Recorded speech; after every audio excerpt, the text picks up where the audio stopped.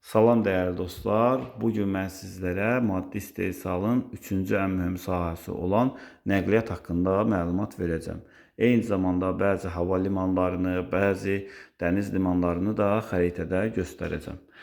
Demək, başlayaq nəqliyyatın növləri, yük və sərnişin daşımasına görə əhəmiyyəti olan nəqliyyat növləri. Ən çox yük daşıyan nəqliyyat növü yadda saxlayaq ki, dəniz nəqliyyatıdır.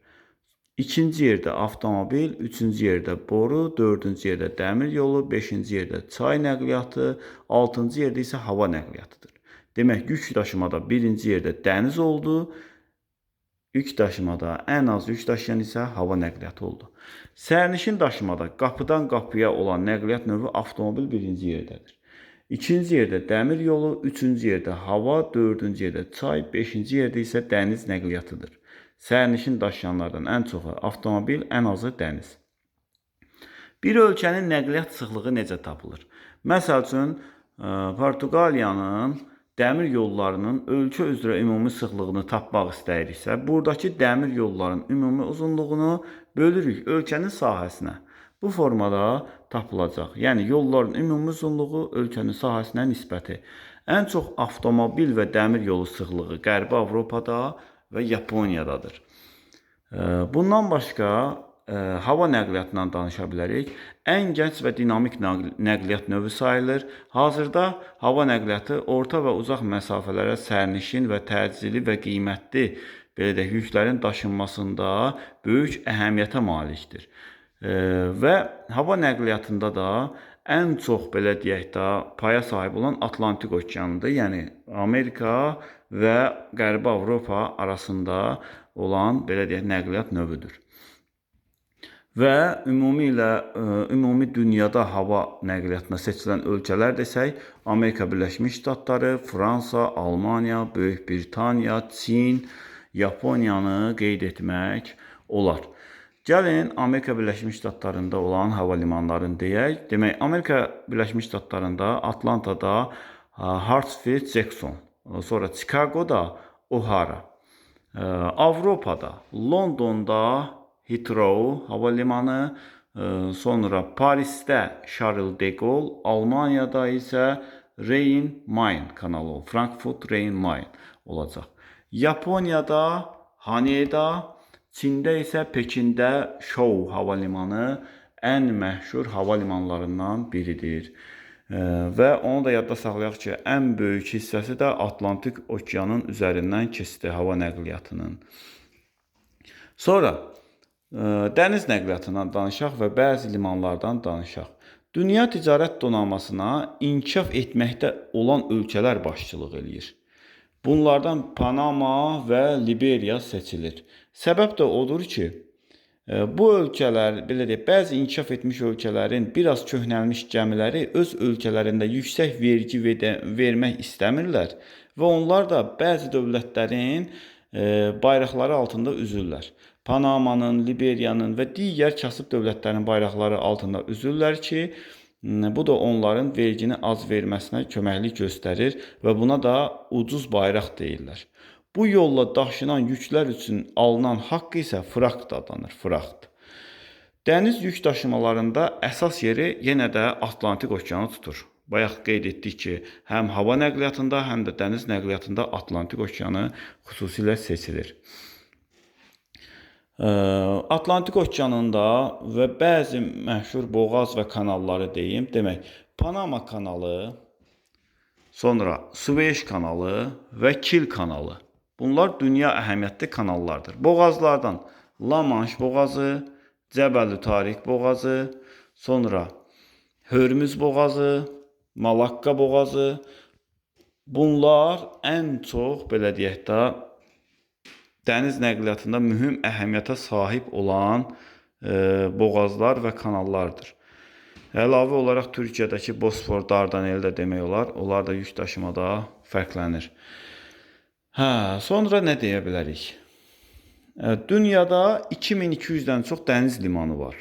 Onlar arasında yük qabiliyyəti 50 milyon tondan çox olan 50 ən böyük liman fərqlənir. Bir ölkənin dəniz limanı arasında əlaqələr də kabotaj adlanır. Demək, Kabotaj nədir? Məsəl üçün, Türkiyədə buradan, tutaq ki, Samsun şəhərindən başqa bir şəhərə dəniz yolu vasitəsilə gəmi gedirsə, yəni eyni dəniz, bir ölkənin eyni dəniz limanları arasında. Bu olacaq kiçik kabotaj. Amma məsəl üçün Samsundan gəlsin buradan İskəndəriyə və ya İskəndəriyə deyirəm, İskəndərum dəniz limanına, İskəndərum, Samsundan İskəndəruma və yaxud İzmirə. Yəni dəniz dəyişirsə, bir sözlə onu yadda saxlayaq. Dəniz dəyişilirsə bir ölkənin, olacaq böyük kabotaj. Amma eyni dəniz daxilində olacaqsa, olacaq kiçik kabotaj. Bunu yadda saxlayaq. Yəni artıq buradan tutaq ki, İzmirdən Tripoliyə getməyi bu heç böyük kabotaj da deyil. Söhbət eyni ölkənin dənizləri arasından gedir. Eyni ölkənin fərqli dənizləri arasında daşıma böyük kabotaj, eyni dənizdə olarsa isə olacaq kiçik kabotaj. Bu belə. Sonra əlavə olaraq nə demək olar? Daxili su nəqliyyatında Avropada Reyn-Dunay xüsusilə seçilir. Sonra Rusiyada Volqa və Baltik kanalları seçilir. Amerika Birləşmiş Ştatlarında Mississippi, böyük göllər. Sonra dünyanın ən iri çay limanı isə Almaniyada yerləşən Duisburg. Almaniyada yerləşən çay limanıdır. Yadda saxlayaq. Sonra dünyada olan ən məşhur limanlar haqqında da məlumat verim. Demək, Amerika Birləşmiş Ştatlarının Atlantik Okean hövzəsinə aid olan dəniz limanları. New York, Philadelphia, Tampa, Yeni Orlean və Houston. Sakit Okean tərəfdə Valdiz, Seattle, San Francisco, Los Angeles və Kanadanın bir məşhur dəniz limanı Vancouver, o da Sakit Okean sahilində yerləşir. Meksikada Tampico, Meksika körfəzi sahilindədir, Tampico. Baxın, Tampa ABŞ-da oldu, Tampico Meksikada oldu. Sonra Atlantik Okean sahilində Braziliyada Santos və Tubaran.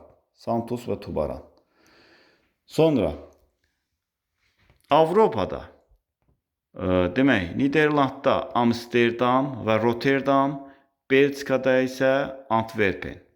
Böyük Britaniyada olacaq London, Fransada olacaq Havr. Almaniyada isə Hamburg. Araq dənizində Marsel, İtaliyada isə Genuya. Misirdə isə İskəndəriyə. Qaradəniz sahilində Rusiyanın Novorossiysk və Cənubi Afrika Respublikasının Richards Bay. Sonra gəldik körfəzdə, demək, Xark İranın, Mena Əl-Əhmədi Kuveytin, Ras Tannura Səudiyyə Ərəbistanın məşhur dəniz limanlarıdır. Sonra Avstraliya, yəni Hind Okean hövzəsinə aid olan Port Hedland və Dampier. Sakit Okeanda isə Newcastle. Bax, Newcastle Amerikan adını oxşuyur da, İngilis adını oxşuyur.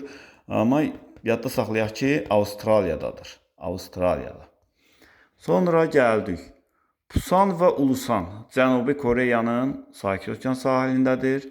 Çində Tiansızın, Sindanao, Şanxay, Ningbo, Kaohsiung, Siangan, bir də Guangzhou Sakit Okeana aiddir hamısı. Yaponiyada Tokyo, Chiba, Yokohama, Nagoya, Osaka, Kobe və Kitakyushu. Bunlar dünyanın ən məşhur dəniz limanları idi. Çox sağ olun, hər birinizə təşəkkürlər.